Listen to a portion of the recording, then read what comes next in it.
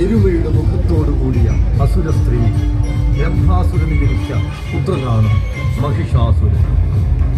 എരുമ, മനുഷ്യൻ, സിംഹം തുടങ്ങിയ ഏത് രൂപത്തിലും മാറി മാറി പ്രത്യക്ഷപ്പെടാനുള്ള തന്റെ കഴിവിൽ മഹിഷാസുരൻ അഹങ്കരിച്ചിരുന്നു. ഞാൻ മഹിഷാസുരൻ, ബ്രഹ്മാസുരപുത്രൻ.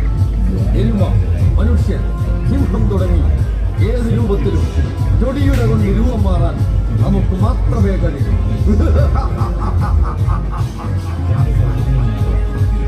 നാം മഹിഷാസുരൻ ഇതാ അജയ്യനായിരിക്കും. ദേവന്മാർക്കോ പുരുഷന്മാർക്കോ നമ്മെ വധിക്കുവാനാവില്ല. പിന്നെ സ്ത്രീകൾ, അവർക്കത് അസാധ്യമാണ്.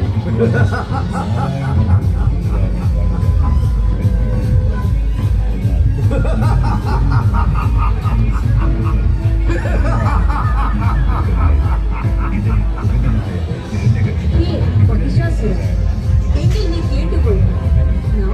ആദിദുർഗയായ സാക്ഷാൽ ചണ്ഡികാദേവിയാണ് നീ ഗ്രഹിക്കുവാനായി അവതരിച്ചത്. എന്ത്? നമ്മെ വധിക്കുവാനായി വന്ന സ്ത്രീരത്നമേ, നിനക്കതിനാവില്ല എന്ന് തിരിച്ചറിഞ്ഞാൽ നാം മഹിഷാസുരനാണ്, ബ്രഹ്മാസുരപുത്രനായ മഹിഷാസുരൻ. ഇല്ല മഹിഷാസുര, നിന്നെ വധിച്ച ശേഷമേ നാം മടങ്ങൂ. അറിഞ്ഞാൽ നിന്റെ വിഗ്രഹമാണ് നമ്മുടെ അവതാര ലക്ഷ്യം. എന്ത്? നമ്മെ നിഗ്രഹിക്കാൻ വന്നവർ അസാധ്യമായ കാര്യങ്ങൾ പുലമ്പാതിരിക്കും. നാം ത്രിലോക ചക്രവർത്തിയായ മഹിഷാസുരനാണ്. നമ്മുടെ പേര് കേട്ടാൽ ത്രിലോകങ്ങൾ